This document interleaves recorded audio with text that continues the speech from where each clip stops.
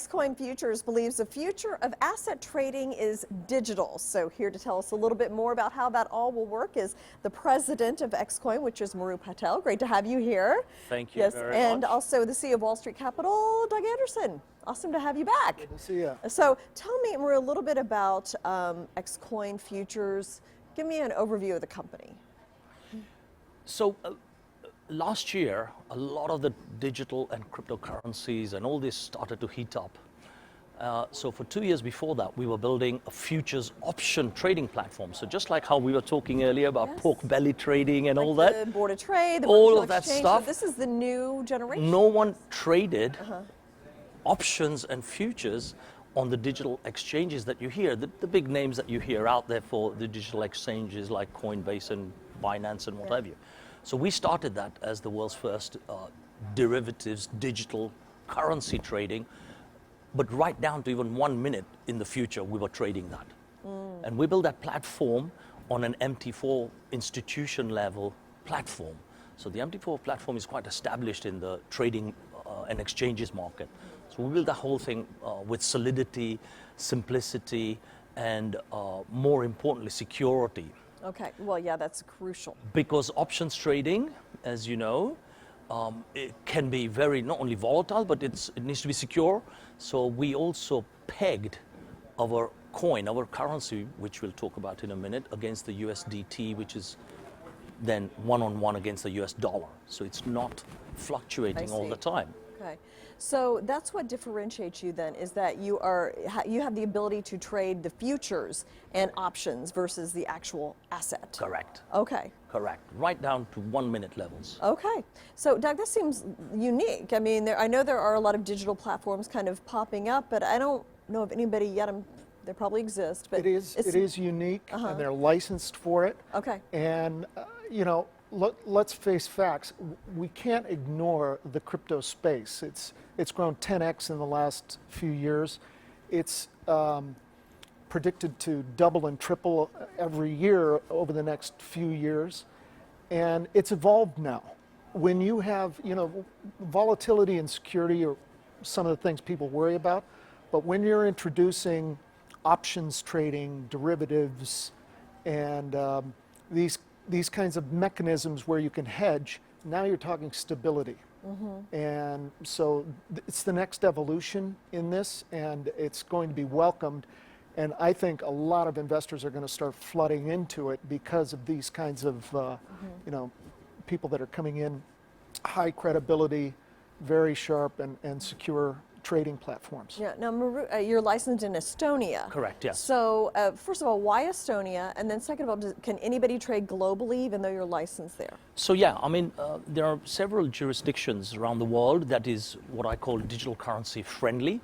Estonia, Lithuania, Malta, quite a lot of these are some of the early adopter legislated licensed jurisdictions, Switzerland, Singapore, it's quite a few, okay?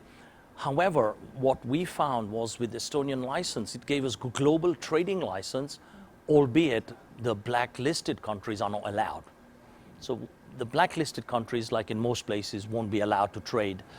So you can't have clients coming from there onto your exchange and trade. So what would make a country blacklisted? So it's the typical ones that, you know, you in the US call blacklisted for obvious reasons, for money laundering, KYC, AML related things, plus jurisdictions like even in US where the SEC looks at this very strictly. So initially the license does not cover countries like China and USA and India and places like that from what I call the established markets, right?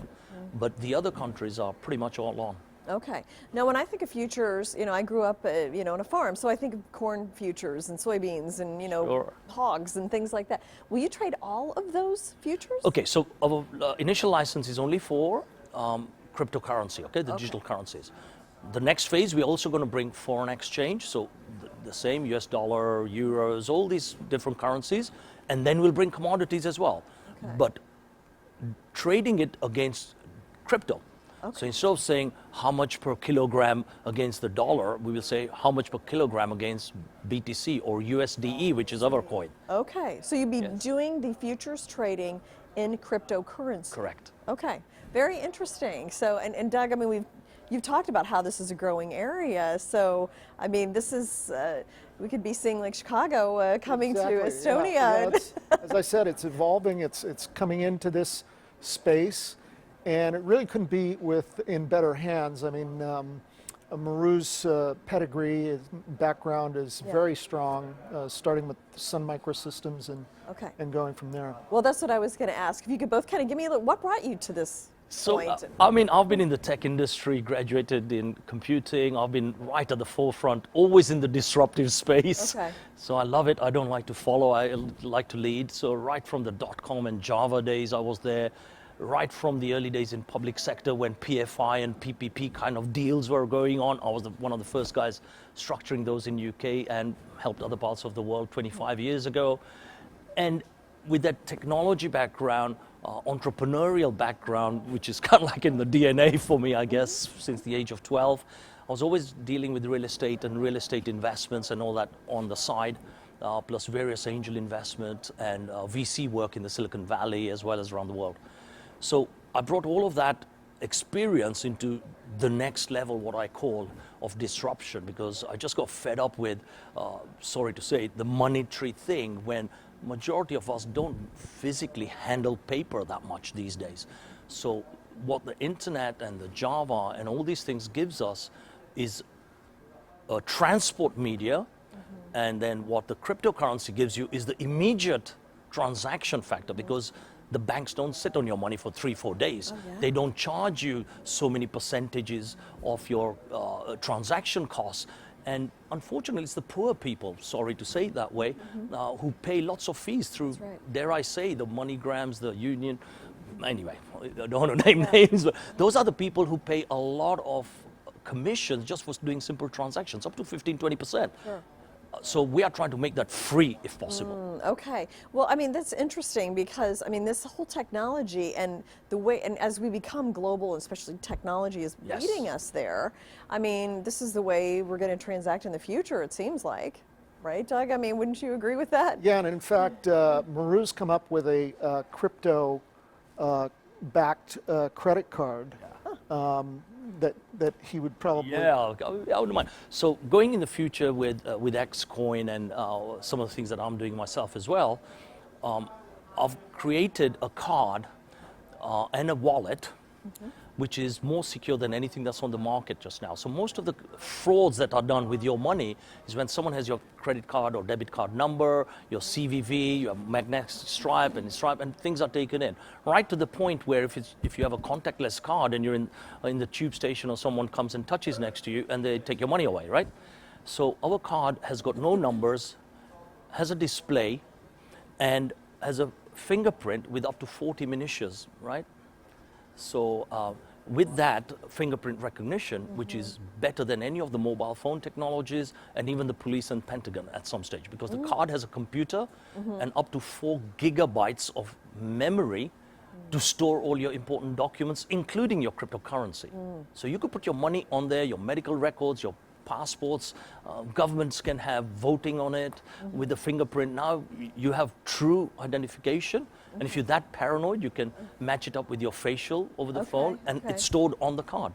Interesting. Just don't lose the card. So if the card is lost, very important point, when the card is lost, immediately through your mobile, because it's synchronized through Bluetooth on your mobile as well, you stop the card, okay? If someone's taken your card. You can just do it through your phone. Finished. Immediate stop. Not phoning banks and oh, please stop. And by that time, someone's done a transaction, right? So it's immediately stopped. In comes the second card. You get the card. With your fingerprint, it retrieves your data back on there. So we don't store your private keys. Wow, fascinating. So you keep all that private data to yourself. Okay. All goes back. And so while we're on the subject of technology, you're also using AI. Correct. Blockchain. Correct. I mean, you're using all these things with Yes. EXcoin. Okay. So with the AI, we look at various pattern analysis, and we compare our trading algorithms and our trading charts against 10 of the top exchanges in the digital market, like the Hobbies and the Binance, etc. Okay. So when we track all of those through AI technology, the charting, we then make sure that our clients are getting the best rates for what might happen in the future, right?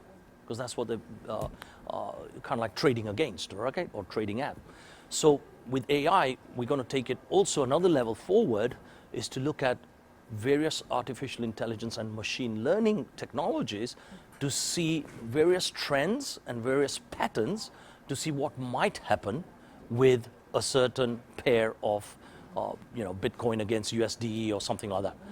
And with those, then we'll create automated bots and train and learn against various pattern analysis, market conditions, all the rest of it. Yeah, Okay. Interesting. That's So the future. Doug, what would you tell investors about EXcoin? What kind of things stand out to you? You know, what stands out is this is what blockchain was made for: efficiency, economy, and being able to securely, instantly transact. And they're on the cutting edge, the leading edge of this new trading sector, and I think they're going to do very, very well. And Maru, finally, like, what are your goals? You talked a little bit about expanding into other Yeah, sure. futures. I'm sure you've got kind of a strategic plan. Sure.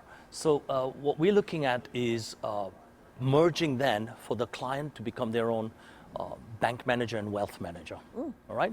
So you control where your money. So you have your wallet, you have your smart card, you keep your money and all your bonds, certificates, cryptocurrencies on your secure, vaulted card, okay? And cloud.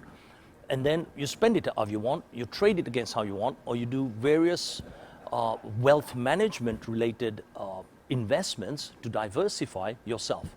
So that's what's happening in the future. Obviously, we've talked about Forex and other commodities that will come down as well. But that in itself is multi-trillion market in itself, isn't it? Well, and it's changing quickly. And it's changing rapidly. It is. Because, what's stifling it, some of it, is what happens in currency. People are trying to protect the greenback, as you call it here, and the traditional currencies. So with the digital currency, then you know that actually it's just a log of transactions, and it's done a lot faster than going through the banking system. So that's why you find a lot of controversy about banks and Libra and all these other things. Yeah. Because it's disrupting. Oh, big time. So, yeah. Thank you so much. Come back and let us know as you develop and things move on. Love It's a to. fascinating industry to be watching. So thank you, Maru, and also Thank Doug you. for joining us. Good. And thank you as well for joining us. I'm Jane King at the NASDAQ Market Site.